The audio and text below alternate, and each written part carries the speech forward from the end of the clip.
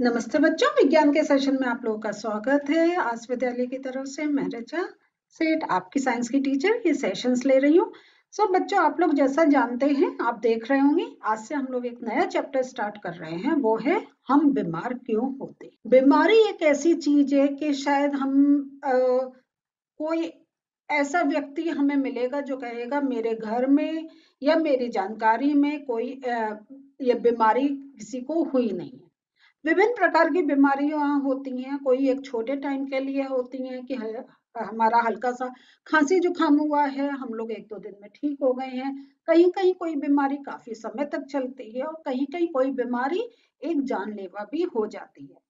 तो बीमारी जो हम कहते हैं, तो ये बीमारी हम लोग जो एक समझते हैं वो है हमारा पेट खराब होना, सिर में दर्द होना, बुखार आना, पे या अंदर कोई ऑर्गन कोई में परेशानी है कि हृदय में, आपके हार्ट में, लिवर में, किडनी में, वो बीमारी के अंतर्गत आता है जब उसमें कोई ऐसे आपके इंटरनल ऑर्गन्स में कोई आपके प्रॉब्लम हो। लेकिन हम जो आज चैप्टर पढ़ेंगे इसमें हम इन बीमारियों के बारे में भी तो बात करेंगे, लेकिन हम लोग ये भी समझेंगे कि हमारे मानसिक रूप भी अगर हम लोग डिस्टर्ब है, हमें कोई बीमारी नहीं है, हम कोई दवाई नहीं खा रहे हैं, लेकिन मानसिक रूप से हम एक स्वस्थ नहीं है, वो भी एक बीमारी के लक्षण हो जाते। तो ये चैप्टर में हमें बहुत कुछ जानकारी मिलेगी। और चैप्टर का नाम सुन के तो आपको लग रहा होगा ये कि हम जानते हैं क्यों होता है, बुखार क्यों होता है, सर्दी लग जाती है, खांसी होती है, इसका मतलब हमने ठंडा कुछ ज्यादा खा लिया है। लेकिन और भी बहुत कारण होते हैं जिनसे हमें बीमारी होती है, और अगर हमें वो कारण मालूम हो तो हम उन बीमारियों से काफी कुछ अपने का, हाँ, या अपने परिवार वालों का या अपनी हम कम्युनिटी की बात करें, हम उनका बचाव कर सकते हैं। तो इस चैप्टर को जरा सा आज समझते हैं। आज के सेशन में क्या क्या इसमें पढ़ने जा रहे हैं, क्या इंट्रोडक्शन है, इसको समझते हैं। तो चलिए चैप्टर खोलते हैं और देखते हैं क्या हमें बताया गया है। तो बच्चों देखिए, हम बीमार क्यों होते हैं, why do we fall ill. तो ये इल है, ILL। ओके, तो यहाँ पे क्या कारण है, यहाँ पे हम जो है हम कारण का पता करेंगे इस चैप्टर में कि हम बीमार क्यों होते हैं। तो इसमें आपसे कह रहे हैं कि अगर कोई आपको एक नेचुरल कोई ऐसी एक घटना होती है, एक जगह नेचुरल एक आपदा होती है, जिसका अगर हम कहें हमारे ऊपर कंट्रोल नहीं होता है, कि आपका भूकंप आ गया, आपका चक्रवात आ गया, आपका कोई तूफान आ गया, जिसपे हम उस पर कंट्रोल नहीं कर सकते, क्योंकि नेचुरल फिनोमेना है जिसपे हम लोग नहीं कंट्रोल कर सकते। जब ये आ जाते हैं तब क्या होता है। तो जब इस टाइप की कोई घटना होती है, भूकंप आना, कोई तूफान का आना, तो इनके जैसी कितनी हमारी एक जो संभावित यहाँ पे आपदाओं को कहा गया है, क्योंकि इनकी संभावना बनी रहती है। कुछ कुछ आपके एरियाज होते हैं, जैसे कोस्टल एरियाज है जो समुद्र के पास है, तो समुद्री तूफान के बहुत ज्यादा चांसेस हैं। भूकंप ये हम लोग कितना सुनते हैं, हमारा गुजरात में है, दिल्ली में है, ऊपर आप पहाड़ों की तरफ देखें, हम लोग कितना एक सुनने में आता है, वहां भूकंप आ गया, वहां भूकंप आ गया। तो ये सब जो हमारी हैं, और ये इसलिए कहा गया है आपको कि संभावित आपदाएं हैं, या हमारी इनकी संभावना बनी रहती है। तो ये इस प्रकार की कोई आपदा होती है, तो आप ये सोचिए कि लोगों का स्वास्थ्य किस प्रकार प्रभावित होता होगा, क्या उनके स्वास्थ्य, क्या उनकी हेल्थ के ऊपर एक इफेक्ट पड़ता होगा। बहुत प्रकार की हमारी बीमारियां हो सकती हैं। एक तो स्वास्थ्य में, अगर आप कहीं आपके शरीर में चोट लग गई है, वो आपके लिए एक हानिकारक होता है, क्योंकि जब ऐसी आपदा है, आपको मेडिकल एड नहीं मिल रही है, और आपका कहीं आपके चोट लगी हुई है, घाव खुला हुआ है, तो उसमें इन्फेक्शन फैलने का डर है। फिर आपका उस समय आपको प्रॉपर खाने को नहीं मिल रहा है, जो आपको जल मिल रहा है पीने के लिए वो एक प्रदूषित है। तो आप देखिए, आप इस टाइप की चीजें जब आप अपने अंदर ग्रहण करेंगे, तो आप चाहे कितने स्वस्थ हो, लेकिन जब आप इस प्रकार का, या आपके पास ऐसे जब आपदा आती है, तो थोड़े समय के लिए लोग बेघर हो जाते हैं, उनके घर टूट जाते हैं। तो आप खुले में हैं, आप मौसम बिगड़ा हुआ है, वो आप ठंड से जो आप घर में रह के अपना बचाव कर सकते थे, लेकिन उस समय नहीं कर पा रहे हैं। तो जो लोग इनका सामना करते हैं, वो चाहे कितने एक स्वस्थ हो, या कितना एक उनका कहें वो अपनी हेल्थ का केयर करते हो। लेकिन जब ऐसी कोई आपदा आती है तो उस समय वो आपको ये सारे चैलेंजेस फेस करने को एक आपको करने पड़ते हैं। फिर इन आपदाओं के वास्तव में घटने के समय हमारे ऊपर क्या-क्या प्रभाव पड़ेंगे, ये मैंने आपको बताया कि किस प्रकार आपके प्रभाव पड़ेंगे, और उस समय जितने प्रभाव होते हैं काफी कुछ अगर कहें हम नेगेटिव होते हैं आपके स्वास्थ्य के लिए, आपकी मानसिक स्वास्थ्य के लिए बहुत एक हानिकारक होते हैं। जब आप सोचिए कि अगर कि भूकंप आया, किसी का घर टूट गया, वो चाहे चलिए उसको कहीं रहने को मिल गया, उसके रिश्तेदार हैं, सब कुछ है, लेकिन मानसिक कितना वो एक डिस्टर्ब हो जाता है। तो वो भी अगर कहें वो स्वास्थ्य के लिए हानिकारक है, क्योंकि आपका ब्रेन से पूरा बॉडी कंट्रोल हो रहा है। आप अगर खुश होते हैं सब कुछ ठीक रहता है, लेकिन जब आप किसी बात से दुखी होते हैं कोई या परेशान होते हैं तो आपका पूरा बॉडी का सिस्टम ही बिगड़ जाता है। तो मानसिक स्वास्थ्य के ऊपर भी बहुत ज्यादा इफेक्ट पड़ता है। फिर इसके बाद कह रहे हैं कि आपका एक टाइम आया वो निकल गया, लेकिन कितने समय तक लोग उस एक कहें ट्रॉमा से निकल नहीं पाते हैं, बार बार उनको सपने वैसे आते हैं, अंदर उनके डर बैठ जाता है, कहीं जाने में वो घबराते हैं।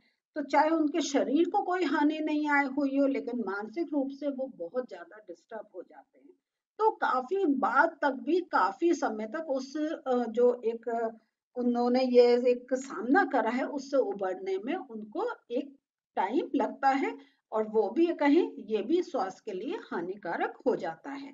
तो यहाँ जो है चाहे वो टाइम पीरियड हो या उसके बाद का हो, स्वास्थ्य के ऊपर बहुत ज्यादा इफेक्ट पड़ता है। तो यहाँ पे देखिए मैंने आपको काफी कुछ पॉइंट्स बता दिए हैं, आपके भी मन में आ रहे होंगे, तो आप एक लिस्ट डाउन कर सकते हैं, अपनी कॉपी में लिख सकते हैं कि उस समय लोग क्या परेशानी होती है। हो सकता है आपने भी कहीं किसी समय ऐसी किसी नेचुरल आपदा का सामना करा हो, या आपका कोई निकट रिश्तेदार दोस्त उसने अपना एक्सपीरियंस बताया हो। तो आप सोचिए कैसे कैसे उस समय और उसके पश्चात स्वास्थ्य के ऊपर क्या क्या प्रभाव पड़ते हैं। तो चलिए ये सब चीजें तो हमने एक डिस्कस कर ली। तो लेकिन ये जो हमने ये आपका क्रियाकलाप है, लेकिन मैं कहूंगी नेचुरल चीजें हैं जो हम लोग उनके बारे में सोच सकते हैं, समझ सकते हैं। टीवी में न्यूज़पेपर में इतना कुछ हमें देखने को मिलता है, तो एक हमें आइडिया है कि किस प्रकार लोग क्या क्या एक मुसीबतों से निकल कर आते हैं। तो ये जो हमने बातें डिस्कस करी इसके दौरान हमें ये अनुभव होता है कि मानव समुदाय में स्वास्थ्य एवं रोग एक जटिल समस्या है, जिसके लिए एक दूसरे से संबंधित अनेक कारक उत्तरदायी होते हैं। तो यहाँ जो है एक स्वास्थ्य और जो हम कह रहे हैं और रोग, ये एक अच्छा स्वास्थ्य और रोग से कैसे निपटे ये बहुत एक जटिल समस्या है। और ये हम देखते हैं कि ये एक दूसरे से संबंधित इसके काफी एक कारक उत्तरदायी होते हैं। तो आपका यही होता है कि जब आपका स्वास्थ्य बिगड़ेगा तो रोग होगा तो स्वास्थ्य बिगड़ेगा, और उसके डिफरेंट रीजंस हैं। तो ये तो एक नेचुरल आपदा है। फिर वैसे हम देखें तो हमारे चारों तरफ कोई ना कोई बीमारी फैलती रहती है। आजकल जैसे हम बात कर रहे हैं कोविड इतना फैल रहा है, तो उससे हमें अपने को बचाव करना है। तो हम ये देखें कि कहीं ना कोई एक ऐसी बीमारी चलती है।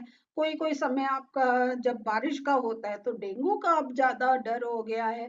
तो हम किसी बीमारियों के जब हम एक वो उनके वैक्सीनेशंस ढूंढ लेते हैं, उससे बचते हैं, तो कोई एक नई बीमारी आ जाती है।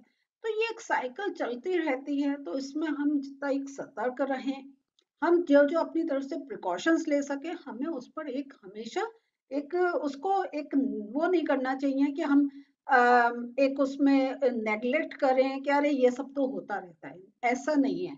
ये सोचिए आपका स्वास्थ्य अगर बिगड़ रहा है तो आपके चारों तरफ जितने लोग हैं उन पर क्या क्या इफेक्ट पड़ रहा है। अगर वो वाली उनको बीमारी नहीं लग रही है, मीन्स आपके पास कम्युनिकेबल ऐसी कोई डिजीज नहीं है, लेकिन मानसिक रूप से कितना एक परिवार वाले सफर करते हैं, प्लस आर्थिक रूप से भी कितना परिवार वाले सफर करते हैं। तो ये जो हम देखते हैं ये एक दूसरे से संबंधित होते हैं। और ये भी हमने देखा है कि स्वास्थ्य और रोग का अर्थ स्वयं में बहुत जटिल है। अगर हम एक प्रॉपर डेफिनेशन देना चाहें तो बहुत डिफिकल्ट होगी और बहुत हमें उसके पॉइंट्स लिखने पड़ेंगे जो एक हम कंस्ट्रक्टिव कह पाए स्वास्थ्य का अर्थ क्या है और रोग का अर्थ क्या है। तो ये जो है लेकिन हम ये जानते हैं कि काफी बीमारियों के हमें कारण मालूम है। तो वही है कि हम जो एक जितनी प्रिकॉशंस लेकर हम अपने को बचा सके वो हमारे लिए अच्छा होगा। तो हमें एक यही एक देखना होगा कि बीमारियों का क्या कारण है और इसकी हम कैसे रोकथाम इसको कैसे एक रोक सकते हैं। और हम ये जानते हैं कि कोशिकाएं सजीवों की मौलिक इकाई। तो जो हमारे बॉडी जो है कोई भी जीव है वो क्या है वो कोशिकाओं सेल से बना हुआ है। और ये जो कोशिकाएं होती हैं जो सेल्स होते हैं वो विभिन्न प्रकार के रासायनिक पदार्थों जैसे प्रोटीन कार्बोहाइड्रेट वसा अथवा लिपिड आदि से बनी होती हैं। तो ये मैं आपको नोट्स में भी बताऊंगी लेकिन आप बुक में भी मार्क कर लीजिए। तो ये जो है हमारी कोशिकाएं ये जो प्रोटीन कार्बोहाइड्रेट वसा और लिपिड से बनी हुई होती हैं। और ये जो कोशिकाएं होती हैं ये काफी एक सक्रिय होती हैं। मीन्स क्योंकि सारे जो हमारे बॉडी के जो प्रोसेस चल रहे हैं वो हर कोशिका में चल रहे हैं।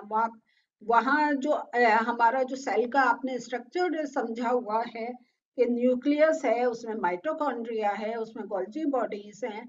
तो ये सारा उसमें रेस्पिरेशन का भी हर सेल में प्रोसेस चल रहा है और सारा जो ऑक्सीजन वो ले रहे हैं। तो ये सारा हर कोशिका एक वो कार्य कर रही है जिससे हमारे जब वो कोशिकाएं कार्य कर रही हैं उस अंग की तभी वो अंग भी कार्य कर रहा है। तो इसके अंदर कुछ ना कुछ क्रियाएं सदैव होती रहती हैं। और ये जो कोशिकाएं होती हैं वो एक स्थान से दूसरे स्थान को गतिशील रहती हैं। तो जो हमारा ब्लड है तो हम क्या कहते हैं ये लिक्विड कनेक्टिव टिश्यू है कि और वो जब ब्लड बह रहा है तो उसके साथ हमारी ऑक्सीजन हमारा जो न्यूट्रिशन है हमारे जो एक्सक्रीटरी प्रोडक्ट्स हैं वो सब हमारे ब्लड के थ्रू ही एक स्थान से दूसरे स्थान पर जा रहे हैं। मीन्स एक स्थान से दूसरे स्थान का अर्थ है कि जहां जहां उनको जाना है एक्सक्रीटरी प्रोडक्ट वो सारा किडनी की तरफ ब्लड लेकर जा रहा है और जो ऑक्सीजन है वो हर सेल को पास हो रही है। तो इस प्रकार देखें पूरा हमारे समय ब्लड सर्कुलेट कर रहा है और जहां जहां एक कहते हैं ना जिसको एक ब्लड एक तरफ लंग्स को भी जा रहा है जहाँ पे वो फिर ऑक्सीजन लेकर ऑक्सीनेटेड ब्लड होके पूरे बॉडी में सर्कुलेट हो रहा है।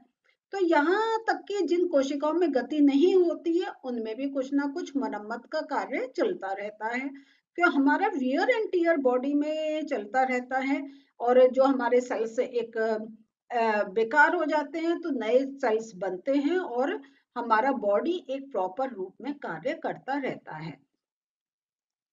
और ये जो हमारा जो बॉडी का जो सिस्टम है तो आप जानते हैं ये एक कैसे है हमारे सेल्स हैं है ना। सेल से टिश्यूज बने हैं टिश्यू से ऑर्गन्स बने हैं और ऑर्गन से ऑर्गन सिस्टम बने हैं।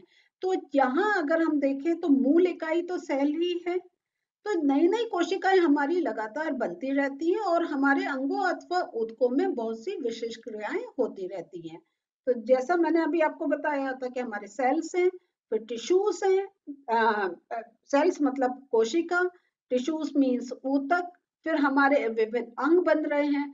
तो हमारा ये सारा जो मस्कुलर पार्टी तो है तो जो हमारा चाहे हृदय धड़क रहा है या हमारे लंग्स कार्य कर रहे हैं या हमारी किडनी कार्य कर रही है हमारा मस्तिष्क कार्य कर रहा है तो ये सारा वहाँ के सेल्स ये सारी क्रियाएं कर रहे हैं। तो ये सभी क्रियाएं जो हैं ये आपस में इनका एक रिलेशन बना हुआ है कि जब ब्लड जो हमारा हार्ट है वो ब्लड पंप करेगा तभी वो ऑक्सीजन लेकर पूरे सेल्स में पूरे टिश्यूज में पास होगा ऑर्गन्स को जाएगा। और फिर जब ऑर्गन्स को वो ऑक्सीजन मिलेगी तो उनमें वो जो ग्लूकोज मॉलिक्यूल से रिएक्शन होगा तो कार्बन डाइऑक्साइड बनेगी। कार्बन डाइऑक्साइड फिर हमारे क्या होता है लंग्स से हम उसको आती है और हम उसको बाहर निकाल देते हैं है ना। जो हमारा रेस्पिरेटरी क्रिया एक चलती रहती है। इस प्रकार आप कोई भी पार्ट ले लें उनका कोई कार्य चल रहा है लेकिन वो कहीं ना कहीं एक दूसरे से रिलेटेड है। तो जब हमारा ऑक्सीजन का कार्बोहाइड्रेट के साथ जो ग्लूकोज मॉलिक्यूल के साथ जो एक रिएक्शन हुई तो ऑक्सीजन बनी, उससे हमारा एनर्जी भी मिली और वेस्ट प्रोडक्ट भी बने। तो एनर्जी वो हमारी और सारे टिश्यूज उसी एनर्जी से कार्य कर रहे हैं और जो वो वेस्ट प्रोडक्ट है वो किडनी की तरफ जा रहा है और किडनी उनको फिल्टर आउट कर रही है। तो हर जो है एक पूरा आपस में उनका रिलेशन है।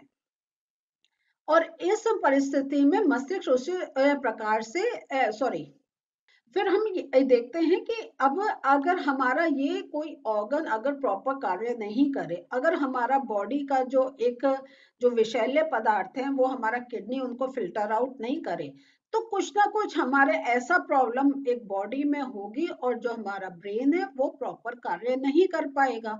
और ब्रेन पूरी हर चीज को कंट्रोल करता है। तो यहाँ देखते हैं कि जब ये ब्रेन सारी चीजें कंट्रोल कर रहा है और कुछ एक उसके पास वो वैसे रिफ्लेक्सेस नहीं जा रहे हैं, तो हमारे और बॉडी पार्ट्स पे भी इफेक्ट पड़ता है।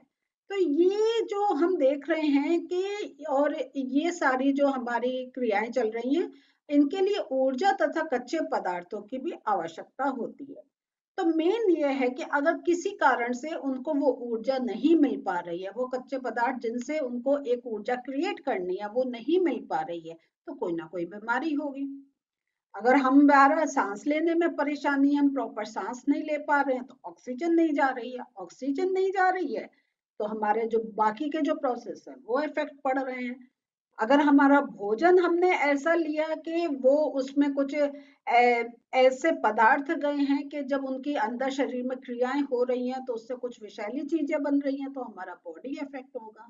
या कोई ऑर्गन वो कार्य नहीं कर पा रहा है तो किडनी फिल्टर नहीं कर पा रही है, या जो डाइजेस्टिव सिस्टम है, जो डाइजेस्टिव जूसेस हैं वो ठीक से सिक्रीट नहीं हो रहे हैं तो बीमारी होगी।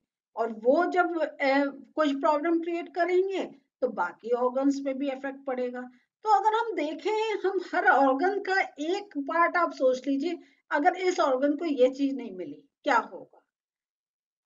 तो बस आपको उत्तर मिलते चले जाएंगे। इस ऑर्गन को ये पार्ट नहीं मिलेगा तब वो ये कार्य नहीं करेगा, और वो पर्टिकुलर कार्य नहीं होगा तो बॉडी का सिस्टम डिस्टर्ब होगा। तो इस प्रकार हम अपनी तरफ से काफी कोशिश आपको समझाने की कोशिश करी है कि हर ऑर्गन को अपना एक ठीक से कार्य करने के लिए उसको वो एक प्रोसेस चाहिए। और अगर किसी कारण वो कार्य नहीं कर पा रहा है, उसके सेल्स नहीं ठीक से कार्य कर पा रहे हैं, वो ऑर्गन में प्रॉब्लम हुई है, तो शरीर में हमारे कोई ना कोई बीमारी जरूर हो जाएगी। तो ऐसा कोई भी कारक जो कोशिकाओं एवं ऊतकों को उचित प्रकार से कार्य करने से रोकता है, वे हमारे शरीर की समुचित क्रिया में कमी के कारण होगा। तो अब हमें समझ में आ रहा है कि हमारे जो एक कोई बाहरी कारण से जो अगर हमारा कोई जो शरीर का अंग है वो कार्य नहीं कर रहा है तो वो कोई ना कोई रोग को एक जरूर आमंत्रण देगा। तो आज के नोट्स देख लेते हैं बच्चों। तो कोशिकाएं सजीवों की मौलिक इकाई होती हैं। कोशिकाएं प्रोटीन, कार्बोहाइड्रेट, वसा, लिपिड आदि से बनी होती हैं। कोशिकाओं में विभिन्न क्रियाएं सदैव चलती रहती हैं। शारीरिक क्रियाओं का पारस्परिक संबंध देखें तो सभी शारीरिक क्रियाएं पारस्परिक संबंधित होती हैं।